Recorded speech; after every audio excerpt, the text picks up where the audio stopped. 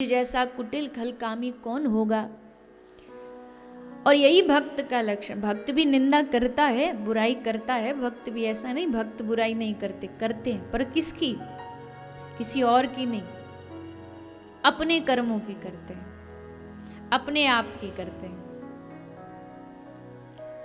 और अपनी बुराई स्वयं करो तो बुरा भी नहीं लगेगा, कोई दूसरा करे फिर भी थोड़ा, अरे उसने हमारे बारे में ऐसा क्यों बोल दिया।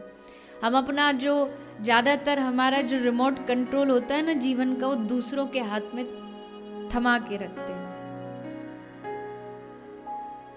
किसी ने हमको कुछ बोला तो बस लग जाता उसने हमारे बारे में ऐसे क्यों बोला। दुख का कारण ही यही है। दुख का सबसे बड़ा कारण ही कि हम अपने जीवन का जो रस्सी है सुख दुख की, वो दूसरे को थमा के रखते हैं।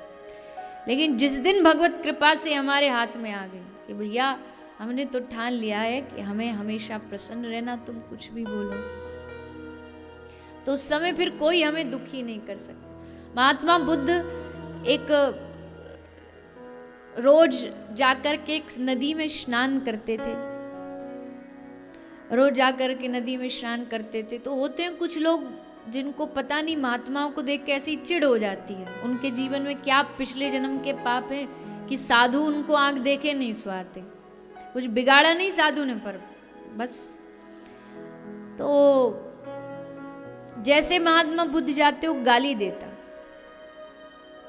महात्मा बुद्ध चुपचाप वहां से मुस्कुराते चले जाते।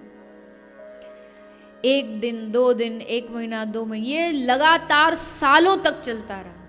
सालों तक ये परंपरा ऐसी चलती रही। तो किसी ने कहा कि बुद्ध आप रोज जाते हो, ये आपको गाली देता, आप इसको कुछ बोलते क्यों नहीं हो, आप इसको कुछ कहते क्यों नहीं हो। तो महात्मा बुद्ध ने मुस्कुरा के कहा कि भैया मुझे लगता है इससे बड़ा कोई साधक ही नहीं है दुनिया में। उन्होंने पूछा कैसे? ले मैंने कोई इतना नियम का पक्का नहीं देखा। ये घड़ी लगा के एग्जैक्ट समय पता है इसको कि इस समय महात्मा बुद्ध निकलेंगे, सो आके वर्षों से खड़ा हो जाता है। पर एक बात बताऊं, इसकी ये जो दक्षिणा है, ये जो भिक्षा मुझे दे रहा है इतने सालों से, पर मैं इसकी भिक्षा, इसकी गाली ले ही नहीं रहा। अब जब जो जिसकी गाली नहीं लेगा वो किसके पास रहेगी? जो दे रहा उसी के पास रहेगी। तो ये दे रहा है पर मेरे लेने का मन नहीं, तो जो दे रहा उसी के पास रहेगी। निंदा का भी सही यही नियम है।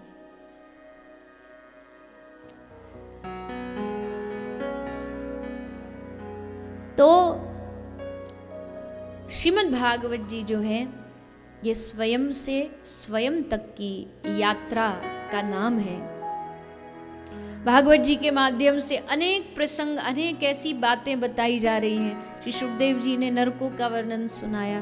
कितनी सीधी सी बात है, अगर आदमी इसको समझ ले, बुद्धि में बिठा ले, तो इससे सीधी शिक्षा और क्या हो सकती है। कि सीधी सी बात है भैया, जो जैसा कर्म करेगा उसको उसके परिणाम स्वरूप वैसा ही फल भोगना पड़ेगा। इतनी सी बात समझ लीजिए।